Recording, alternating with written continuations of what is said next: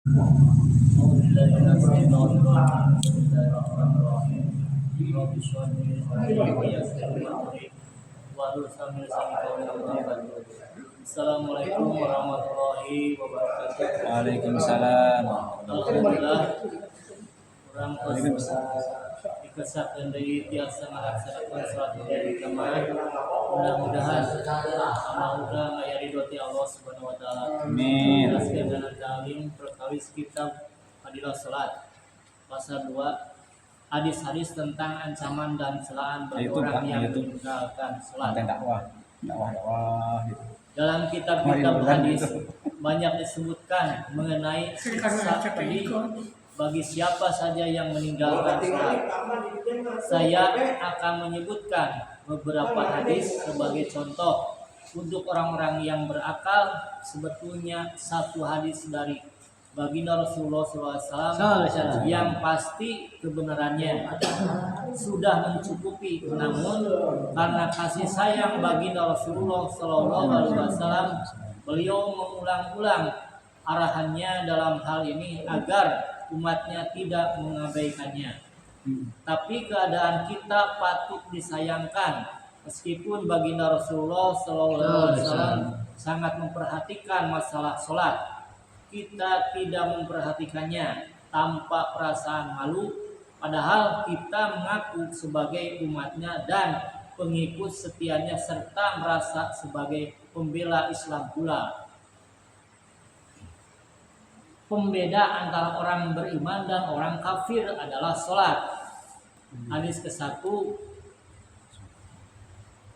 yang artinya dari Sayyidina Jabir bin Abdillah radhiyallahu anhu, dia berkata, baginda Rasulullah SAW bersabda, dengan meninggalkan sholat tidak ada lagi pemisah antara seseorang dengan kekufuran.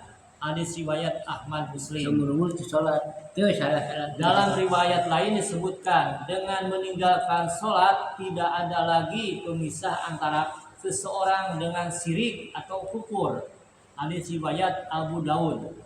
Dalam riwayat lain pula disebutkan, dengan meninggalkan sholat tidak ada lagi pemisah antara iman dan kufur. Hadis riwayat Tirmizi. Faidah, masih banyak hadis lain mengenai hal itu.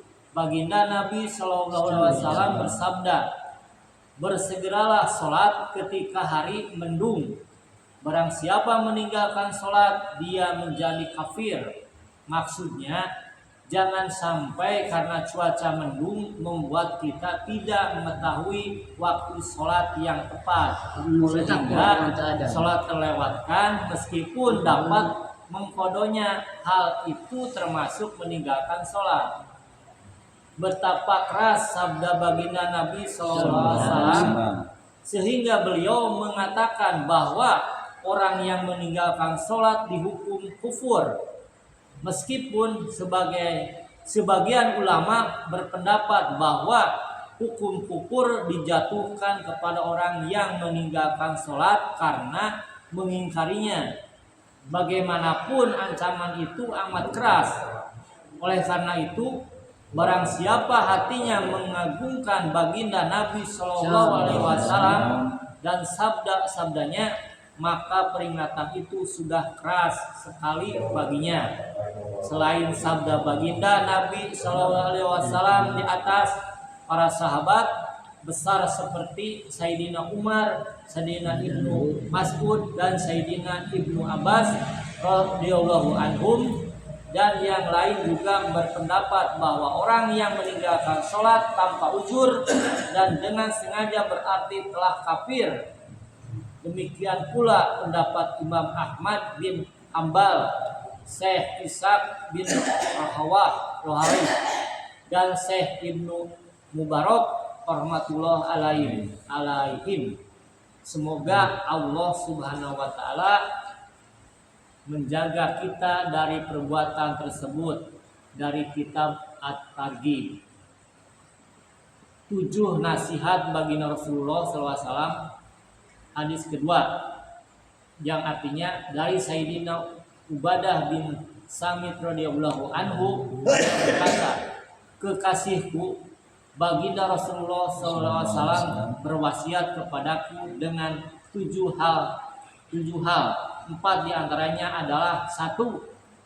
Janganlah menyekutukan Allah Subhanahu wa Ta'ala dengan apa yang walaupun kamu dipotong-potong, dibakar atau disalib. 2. Janganlah meninggalkan sholat dengan sengaja, karena barang siapa sengaja meninggalkan sholat, sungguh ia telah keluar dari agama. 3. Janganlah bermaksiat, karena maksiat itu menyebabkan murka Allah Subhanahu wa Ta'ala. Dan 4, janganlah minum khamr, karena sesungguhnya ia adalah pangkal segala dosa. Hadis riwayat Tabrani dan Kitab At-Targhib. Faidah: Sayyidina Abu Darda radhiyallahu anhu juga meriwayatkan hadis yang sama. Ia berkata, kekasih saya Baginda Rasulullah SAW menasihati saya: 1. Jangan menyekutukan Allah Subhanahu wa Ta'ala dengan apapun meskipun kamu dipotong-potong dan dibakar. 2. Jangan sengaja meninggalkan sholat, barang siapa sengaja meninggalkannya, sungguh Allah Subhanahu wa Ta'ala akan melepasnya dari jaminannya. 3. Jangan minum khamr, sesungguhnya itu kunci segala keburukan. Mementingkan sholat dan mendidik anak. Hadis ketiga, yang artinya dari Sayyidina Muaz bin Jabal radhiyallahu anhu, ia berkata, Baginda Rasulullah SAW berwasiat kepadaku 10 perkara. Beliau bersabda: 1. Janganlah menyekutukan Allah Subhanahu wa Ta'ala dengan apapun meskipun kamu dibunuh atau dibakar. 2. Janganlah mendurhakai orang tuamu meskipun mereka memerintahkan kamu harus berpisah dengan istri dan hartamu. 3. Janganlah sekali-kali sengaja meninggalkan sholat fardu, karena sesungguhnya orang yang sengaja meninggalkan sholat fardu telah terlepas dari jaminan Allah Subhanahu wa Ta'ala. 4. Janganlah minum khamr, sesungguhnya ia pangkal segala keburukan. 5. Jauhilah maksiat, karena maksiat menyebabkan murka Allah Subhanahu wa Ta'ala. 6. Janganlah lari dari medan perang walaupun teman-temanmu gugur. 7. Tetaplah di tempatmu kendati pun wabah penyakit seperti wabah pes dan lain-lain menimpa orang-orang. 8. Nafkahilah keluargamu semampumu. Janganlah tinggalkan tongkatmu atau rotan untuk mendidik anak-anakmu. Dan 10. Takut-takutilah mereka kepada Allah Subhanahu wa Ta'ala supaya tidak berbuat keburukan. Hadis riwayat Ahmad Tabrani dari Kitab At-Targhib. Faidah: maksud jangan tinggalkan rotan adalah jangan sampai seorang ayah lengah ketika anak berbuat kesalahan dengan tidak mengingatkan dan tidak memukulnya. Bahkan ketika berbuat kesalahan, kadang-kadang anak harus dipukul dengan pukulan yang diperbolehkan oleh syariat. Karena sering sekali jika tanpa pukulan peringatan kita kurang diperhatikan. Dewasa ini dengan alasan kasih sayang, kita tidak berani menegur anak kita jika mereka berbuat salah. Ketika anak sudah terbiasa dengan perbuatan buruk, barulah kita menangis penuh penyesalan. Sebetulnya yang demikian itu bukan kasih sayang terhadap anak, justru merupakan kekejaman jika kita tidak melarang anak dari berbuat buruk, dan merupakan kesalahan jika memukul anak untuk mendidik dianggap bertentangan dengan makna kasih sayang. Orang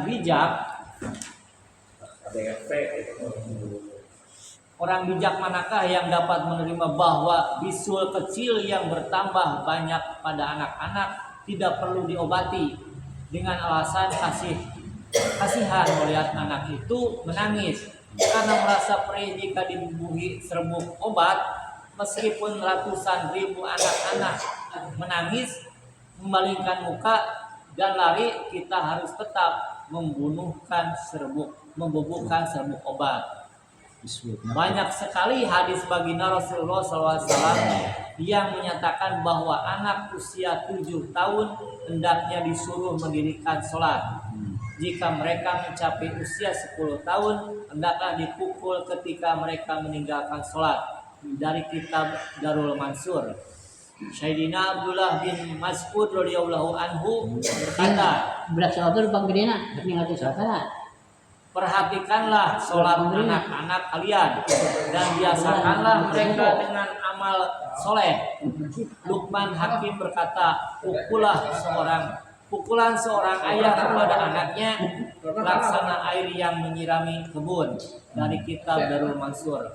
Baginda Nabi SAW bersabda, peringatan seseorang kepada anak-anaknya ketika bersalah itu lebih baik daripada bersedekah 1 syak. Baginda Nabi Sallallahu Alaihi Wasallam bersabda, semoga Allah Subhanahu Wa Taala merahmati orang yang menggantungkan cameti untuk memperingatkan atau mendidik keluarganya. Dari kitab Jami'us Syogir, beliau pun bersabda, tidak ada pemberian yang lebih baik dari seorang ayah kepada anaknya daripada pengajaran akhlak yang baik. Dari kitab Jami'us Syogir. Ketinggalan 1 sholat seolah-olah kehilangan seluruh harta dan keluarga. Hadis keempat, yang artinya dari Sayyidina Naufal bin Muawiyah radhiyallahu anhu, baginda Nabi sallallahu alaihi wasallam bersabda, barang siapa terlewatkan olehnya 1 sholat seolah-olah telah kehilangan seluruh keluarga dan hartanya. Hadis riwayat Ibnu Hibban dari kitab At-Targhib. Faedah, biasanya sholat terabaikan karena sibuk dengan urusan keluarga atau sibuk mencari harta. Baginda Nabi SAW bersabda, jika harta sudah melalaikan 1 sholat saja, maka kita harus bersedih seolah-olah sudah hilang seluruh keluarga dan harta kita, sehingga kita tinggal seorang diri. Jadi seberapa banyak kita merasa rugi dan bersedih jika kita kehilangan seluruh keluarga dan harta kita, sebanyak itu pula hendaknya kita merasa rugi dan bersedih jika kehilangan 1 sholat. Jika ada seseorang yang terpercaya memperingatkan bahwa di suatu jalan ada perampok, siapapun yang melewati jalan itu tengah malam pasti akan dibunuh dan diambil hartanya oleh perampok itu, maka seorang pemberani pun akan takut melewati jalan itu. Jangankan malam hari, siang hari pun dia akan takut melewati jalan itu. Sedangkan peringatan baginda Rasulullah SAW mengenai bahayanya meninggalkan sholat bukan hanya 1 atau 2 kali, melainkan berulang-ulang. Kita adalah orang Islam yang telah mengakui kebenaran beliau dengan mulut kita. Namun apa kesan sabda beliau pada diri kita? Setiap orang mengetahui keadaan dirinya masing-masing. Mengumpulkan 2 sholat tanpa ujur adalah dosa besar. Hadis kelima, dan artinya dari Sayyidina Ibnu Abbas radhiyallahu anhu, ia mengatakan bahwa baginda Rasulullah SAW bersabda, barang siapa mengumpulkan 2 sholat tanpa ujur dalam 1 waktu, sungguh ia telah memasuki salah satu pintu dari pintu-pintu dosa besar.